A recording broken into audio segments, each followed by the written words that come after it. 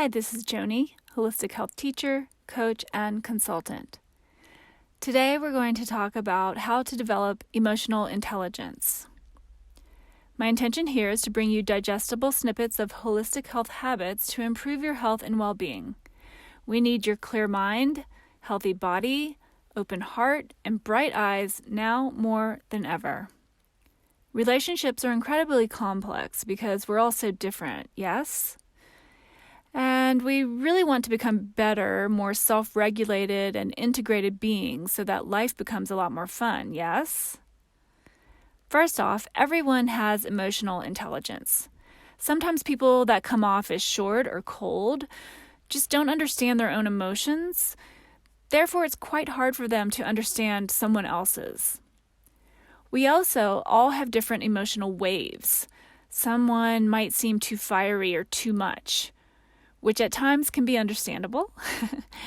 But we have to own our part about what is too much about them for you or for me. They may just have a larger emotional wave. They go high, but they come back down and go low. And if self-regulated, they always pretty quickly come back to center. With this, we just have to be understanding that their way of being in the world is different. Without the people with the large emotional waves, there might be a lot less passion in the world, leading to a lot less art and ingenuity. Without those with less of an emotional wave, so a smaller wave, there might be a lot less intentional groundwork getting done. And so we all have a bit of work to do here, right? No one is better and no one's safe from doing this work. I'm joking in saying that no one is safe, but having to put some attention on ourselves to develop our emotional intelligence. This is where I'm going here. To develop emotional intelligence, we first need to create space for it. We as humans are really great at creating space for the things that we want to do when it comes naturally to us, or things that are, just pretty easy for us to do or fun. But not so much when it comes to doing what's not natural to us. So first, we need to remember that everyone is different and has different needs and desires. And even in giving these tips, there are likely many others out there that another guide would offer first. Just putting that out there. Communication can be tough, especially when navigating not only our own needs and desires, but also taking the time and energy to understand what your counterpart needs and desires. So going back to creating space, we must take time and space to tap into ourselves in order to begin to understand our needs and desires. If we're the more anxious type or fall into the overachiever category, essentially anyone who has trouble sitting still and is always having to be busy doing odd jobs or house chores, generally just running around nonstop, we're sometimes or often engaging in avoidant behavior. So the opposite end of the spectrum are people that are, more still and just not so motivated and move extremely slow. There's nothing wrong with moving slow. And sometimes most of us need to slow down, like a lot right now, or in modern society, I should say. But again, neither is wrong. We're just all leaning to one end of the spectrum or the other. So cultivating a way to observe ourselves is number one, right? So which way do you roll? Are you more of a busybody or are you more lethargic? Going back to my video on sitting still, this is a great place to start to get to know yourself, to observe yourself, and I'll link that below. So number one, creating space, including carving out time to sit still, and begin to notice and pay attention to ourselves. My work is deeply involved in the mind-body connection, so while meditation can be super tough for some people to start with, we can find other modalities, moving meditations, that might eventually lead to the ability to sit still in meditation. So you might try Tai Chi or Qigong or yoga. The reason I mentioned these strong but more subtle options compared to running or mountain biking or lifting weights or any of the more aggressive sports is because they create strong bodies, but also the suppleness of the body is key. When we create space in the body, it's literally creating space in the mind. Certain muscle groups, when they're tense, when they're holding on, when they're attached to something out there or within, they're generally holding on to specific emotions to keep it simple. I've shared this before, but it's well known that a yoga class, when taught with proper sequencing, alignment, and breath, the teacher eventually guides us later in the class into the deeper hip openers, and sometimes people will start crying and have no idea why.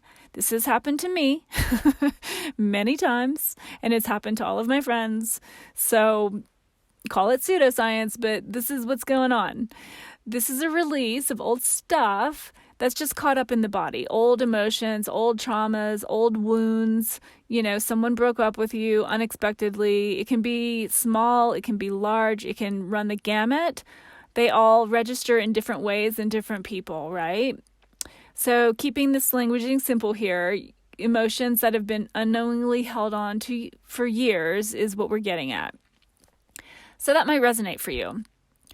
So to recap, find a small amount of time to create more space in the body with some of these practices, sitting still, a moving meditation, whichever is easiest for you to start with. Just staying open and giving it a whirl. Know that the magic isn't going to happen overnight. Learning good communication skills will not be solved by one 40-day meditation, although kudos to you if you challenge yourself with something like that. It takes a lot of time and commitment to be able to truly understand oneself, as well as work with others on this so that we really know what we want and need. And know that that is fair and balanced not only for ourselves, but for the other person or the other counterpart or the other people we're involved with as well. If we haven't figured that part out, then we end up projecting everything onto the other person. This can look like unconsciously assuming they'll be like the last coworker or the last boss or the last boyfriend or the outspoken sister, instead of also giving that person the opportunity to be exactly who they are too. Now, none of this is, again, magic. It takes time. We're constantly getting to know ourselves throughout our entire lives. So there's no end point. I want to stress that. This happens because we haven't dug deep enough into understanding what it is that we really want to communicate at a much deeper level. So you see, this can become more complex quickly if we don't create space to understand and deeply communicate with one another, right? So we practice at getting to know ourselves. That's all. It's always a practice. And I have to add in here, because we're living in a digital world, that messages are completely different from having an in-person conversation. When it comes to emotional intelligence, being able to look someone in the eye is part of it. We can't have true communication on these deeper and more serious topics without doing exactly that. This has to do with our nervous system, which governs all of our other systems. We are literally each a flow of electricity. And I'm going to have to stop there with that, but if you'd like to book a session around some of this work, we can go deeper. You can find me through my website listed below in the description. While there are different styles of these more subtle practices, such as yoga and meditation, within each, the key is to notice what comes up. A certain feeling arises, or if you're super visual, it might come in as a memory. It could even show up as a sound or a smell. Just inquire, what's that all about? What's it connected to? Is it fear? What am I afraid of? Is it anger? Or just frustration? Maybe it's even apathy? So wait, what's that all about? Well, I'm angry because it makes me sad because of X, Y, and Z. Or, okay, sad. Now we're actually getting to the root of it, right? And this goes on and on. This is what we do. We inquire. We just keep being curious. We keep asking questions. And this is what we do as holistic health coaches and teachers. We act as a sounding board with the right skill sets to hold space for you and I together to get to the root of the issue instead of just slapping a Band-Aid on the problem. With getting to the root of the issue being key to understanding it, eventually moving through it, and transmuting it. without doing these things, we'll never find resolve. Now, these days, there are some other out-of-the-box modalities that are becoming wildly popular, such as psychedelics, that can be very helpful, especially in these early stages. But even the doctors, those who have themselves in check, who are super tapped into employing microdosing and full-blown dosing, are quick to say that these two can become methods of numbing out, checking out, avoiding, and bypassing. At this point, we all know someone who's done who knows how many ayahuasca trips, right?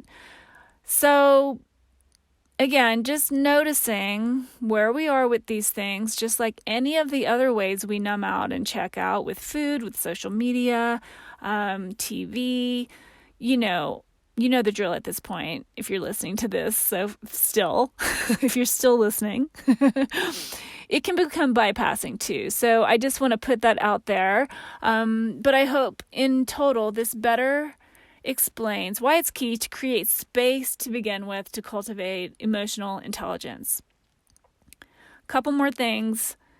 Love languages. This is an area that was made famous by Gary Chapman. It outlines 5 ways that romantic partners specifically generally express and experience love.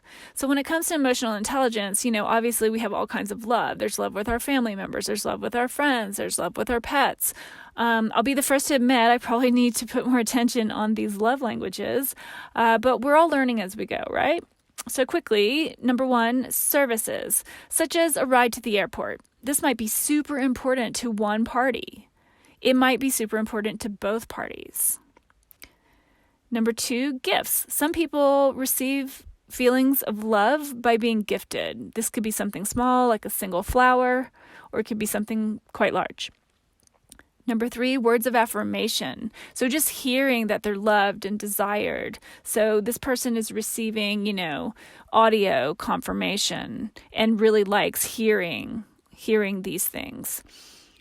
Number 4, some people don't care about any of these actually and just cherish quality time together. So that's what's most important to them. A specific, or, maybe it's not specific, but they just really need that togetherness. And I'm not talking about an overtime of togetherness like in a codependent fashion. They just need a certain amount of spending time together, whether that's going skiing together or going on vacations together.